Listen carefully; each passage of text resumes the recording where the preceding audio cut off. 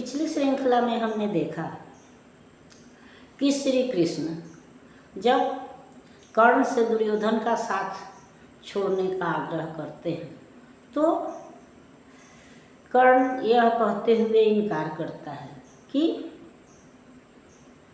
यह ठीक है कि कुंती मेरी माँ है, राधा ने मेरे साथ ममता दिया है, मेरा पालन पोषण किया है, माँ का कर्तव्य निभाया है, लेकिन जो असल जीवन है, जो सम्मान पूर्वक जो जीवन है, जो समाज में सम्मानित स्थान है, जो मनुष्य होने का महत्व है, वो मुझे दुर्योधन ने दिलाया है। जब मैं चारों तरफ से तिरस्कृत था, कुंठित था, तो वैसी स्थिति में दुर्योधन ने मुझे मान दिया, सम्मान दिया, मुझे मुकुट राज प्रदान करके महिमावान किया, सब राजाओं के समकक्ष बनाया, ताकि मैं सभ्य समाज में राजाओं के बीच में उठने बैठने के काबिल हुआ, उनके समान हुआ, तो यह राज्यसभा में बोलने का अधिकारी हुआ। नहीं तो भीम का वह कथन था ही कि हाँ, पहले तुम कोई राज्य अर्जित करो, या गुरुदेव द्रोण कृपाचार्य का भी कथन यही था कि पहले तुम कोई राज्य अर्जित करो, तब अर्जुन के साथ प्रतिस्पर्धा करो। तो राजाओं के समकक्ष लाने का श्रेय दुर्योधन को जाता है। तो जो हमारा सम्मान है, हमारा महत्व है, वो तो मुझको दुर्योधन ने प्रदान किया, और आज तक दुर्योधन के साथ ही मैं सुख सुविधाओं का उपभोग करता रहा। तो फिर आज प्रलयकारी स्थिति है, विनाश की बेला है, चारों ओर युद्ध के बादल मंडरा रहे हैं, तो वैसी स्थिति में मैं दुर्योधन का साथ कैसे छोड़ सकता हूँ। वैसे मनुष्य और होंगे जो कृतघ्न होंगे, और मित्र का गला कटवाना, या जिस पेड़ की छाया मैंने गही, जिसके छांव तले मैंने विश्राम किया, उस वृक्ष को कोई नहीं काटता है, तो फिर मैं दुर्योधन पर वार कैसे होने दूंगा। अब तो मैं तो यह चाहता हूँ कि अगर युद्ध हो तो जो वार दुर्योधन पर हो, पहले मुझ पर ही हो, पहले उस वार को मैं सहूँ। मैं वही बात है कि मेरे अपना सर जो कंधा पर लेकर घूमता हूँ, तो मैं तो यह चाहता हूँ कि दुर्योधन का जो वार है वह पहले मुझ पर हो, उसके बाद दुर्योधन पर हो। मुझे न तो राज्य चाहिए, न धन दौलत चाहिए, न युधिष्ठिर का बड़ा भाई बनने का मुझको कोई शौक है। वह कृष्ण से प्रश्न करता है कि क्या आपने भी मुझको नहीं पहचाना।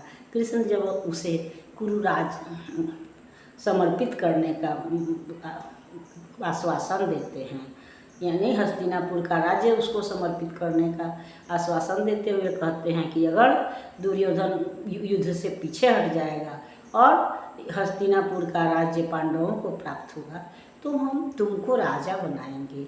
तो इस बात पर कर्ण कहता है कि क्या आपने भी मुझको नहीं पहचाना, औरों ने तो नहीं पहचाना, नहीं पहचाना, लेकिन उसके कहने का मतलब है कि कृष्ण की दृष्टि तो सूक्ष्म है, महान है, वो सर्वज्ञाता हैं, तो आपने भी मुझको नहीं पहचाना कि मेरा लक्ष्य धन बटोरना नहीं है, मुझे राज्य नहीं चाहिए, सुख संपदा नहीं चाहिए। मैंने तो अनेक बार राज्य अर्जित करके, धन अर्जित करके दुर्योधन को दे दिया है, इसलिए मैं जीवन का मूल समझता हूँ। मूल का मतलब उससे जड़ से है, जीवन का महत्व समझता हूँ कि जीवन में धन दौलत कोई महत्व नहीं रखता है। हमारे साथ जीवन भर जो हम कर्म करते हैं, वह हमारा त्याग, तप, तपस्या, या जो हम नाम कमाते हैं, जो इज्जत कमाते हैं, वही हमारे साथ जाता है। धन दौलत तो यहीं पर रह जाता है।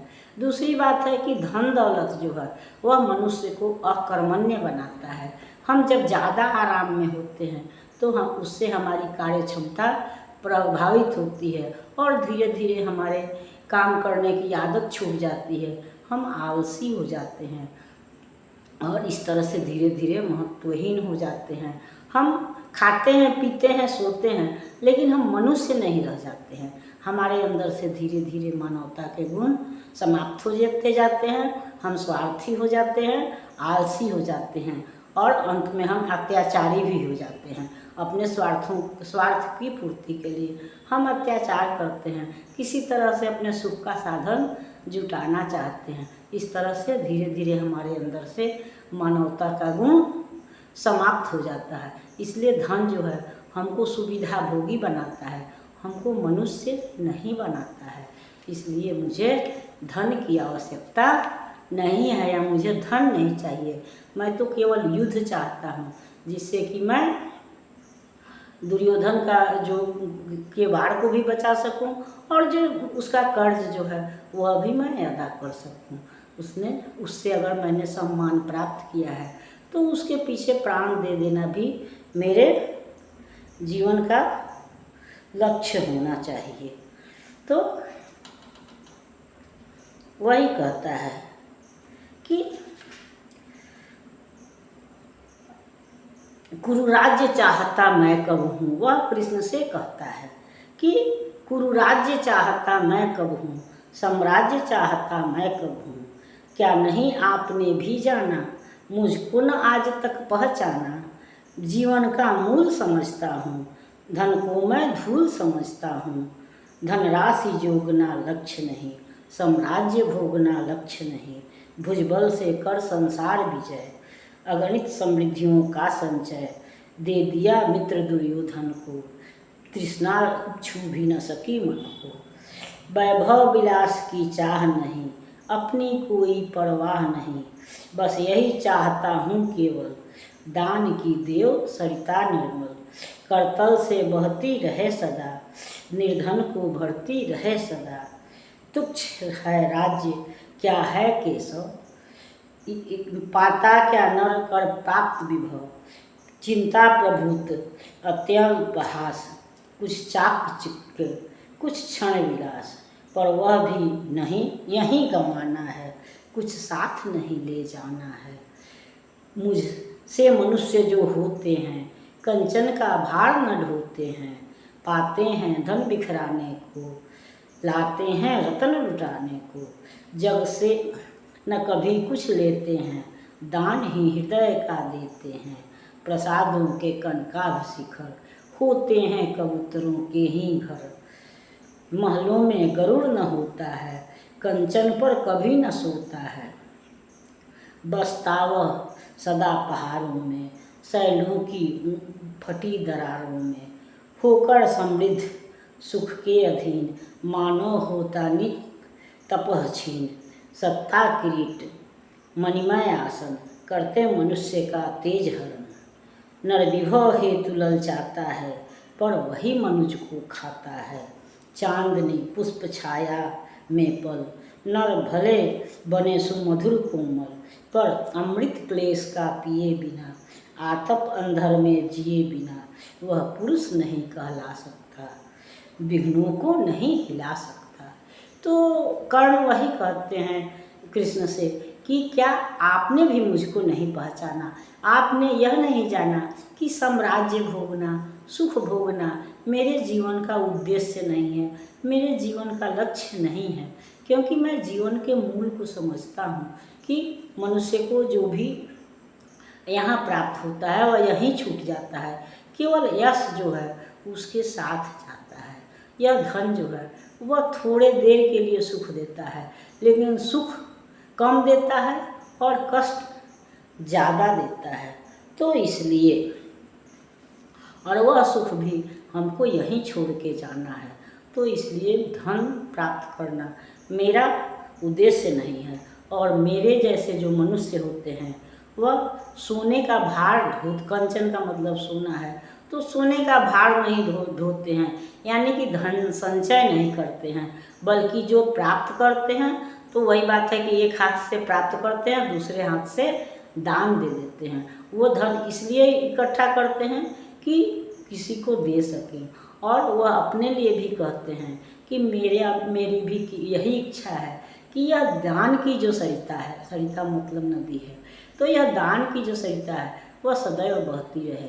मेरे पास इतना धन हो कि दान देना मेरा नहीं रुके, उससे ज़्यादा धन की मुझे आवश्यकता नहीं है। क्योंकि गरुड़ जो पक्षियों का राजा गरुड़ होता है, तो कबूतर जो होते हैं वह महलों के कोंगूरे पर होते हैं, लेकिन या गौरैया जो होते हैं मंदिर महल के भीतर होती है, घर के भीतर डेरा डालती है। लेकिन गरुड़ जो है वह पहाड़ों में रहता है। बाज जो हैं, बड़े बड़े जो पक्षी हैं, वो पहाड़ों पर रहते हैं, ऊंची ऊंची दरारों में रहते हैं, वो घर में नहीं रहते हैं। तो मैं भी उसी तरह से गरुड़ के समान हूँ। मुझे सोना नहीं चाहिए, प्रसाद नहीं, प्रसाद का मतलब महल से है, तो सोना नहीं चाहिए, यानी धन वैभव नहीं चाहिए। ये कहने का मतलब कि मुझको कुरु राज्य नहीं चाहिए, बल्कि मुझे दुर्योधन का साथ चाहिए। मुझे दुर्योधन का ऋण चुकाना है, और इस जो युद्ध अवश्यम भावी है, जो युद्ध आने वाला है, मैं तो उस युद्ध में भाग लेने के लिए बेचैन हूँ, और यह चाह रहा हूँ कि जो बाढ़ दुर्योधन पर हो उसको मैं आगे बढ़ के झेल सकूं। मेरे जीवन का उद्देश्य मात्र यही है, न कि धन संचय है, और इसलिए मैं दुर्योधन का साथ नहीं छोड़ सकता। इस बात पर हम अगली श्रृंखला में विचार करेंगे। तब तक यह श्रृंखला आपको पसंद आती है तो लाइक कीजिए, सब्सक्राइब कीजिए। मिलते हैं अगली श्रृंखला में, तब तक के लिए धन्यवाद।